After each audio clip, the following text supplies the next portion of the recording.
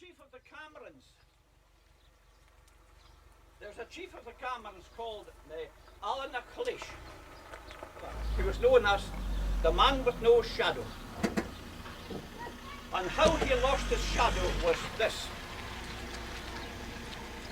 When he was a student, he was over in Paris, he was in the college, and one of the things that went on in the college was a lot of gambling. Went on amongst the students. Cards here and cards there, wee card schools all over the place. On this particular day, they were in a room in the school, and who walks in but Satan himself? And they knew him from the cloven foot. And Satan sits in on the gambling school.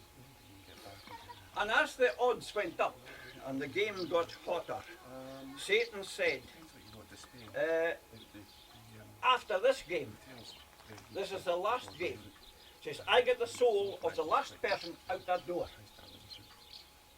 So as soon as it was finished, the boys got up and they all made for the door, and Alan MacLeish was the last, and he was going to get caught until he said to Satan, there's somebody else behind me, look.